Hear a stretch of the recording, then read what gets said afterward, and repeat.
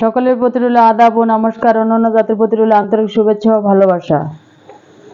বিদেশ যাত্রায় বাধা, আকামার সমস্যা, কফিলকে বশ করা, গ্রিন কার্ড পাওয়া, কফিলকে আয়ত্তে আনা, কফিলকে বশে আনা।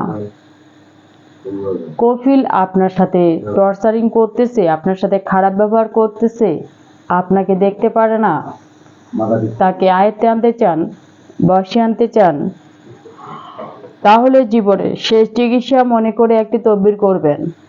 আপনারা যেখানে থাকেন, যে এলাকায় থাকেন, যে প্রান্তে থাকেন, আমি প্রবাসী ভাইদেরকে উদ্দেশ্য করে বলতেছি যে আপনারা অনেক কষ্টে, দুঃখে, যন্ত্রণায় নিজের ফ্যামিলিকে বাঁচার জন্য আজকে নিজেকে শাস্তি দিচ্ছেন।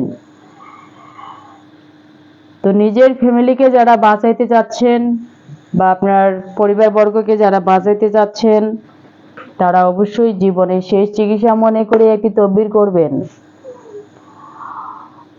আপনি অনেক জায়গায় গিয়েছেন, অনেক দাদার কাছে গিয়েছেন, অনেক দিদির কাছে গিয়েছেন, অনেক বোনের কাছে গিয়েছেন। অনেকেই মিষ্টি মিষ্টি কথা বলে আপনার কাছে 1000, 2000, 3000, 4000, 5000, 6000, 7000 টাকা নিয়েছেন আর খাইছেন, কিন্তু কাজের সফলতা এই পর্যন্ত আপনাকে দিতে পারেনি। তো ব্ল্যাক ম্যাজিক, কালা জাদুর মাধ্যমে এবং কালী সাধনের মাধ্যমে কিভাবে তদবির করা হয়, আজই যোগাযোগ করবেন, পরামর্শ করবেন। চুক্তি ও কন্ট্রাক্টের মাধ্যমে নাম ও ঠিকানার উপরে কিভাবে তদবির দিয়ে থাকেন দিদি ঠাকুর।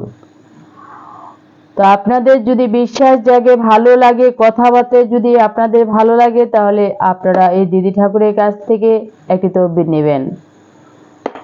ভাই, হাতের 5টা আঙ্গুল সমান না, টাকা পয়সা হাতের ময়লা আজকে আছে কালকে নাই। তাই আপনারা এই দিদি ঠাকুরকে শরণাপন্ন হয়ে জীবনের শেষ চিকিৎসা মনে করে একটি তদবির করবেন।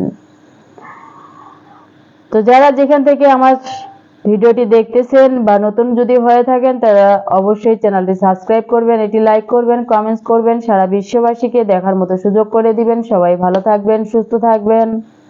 ধন্যবাদ। চলে আসবেন।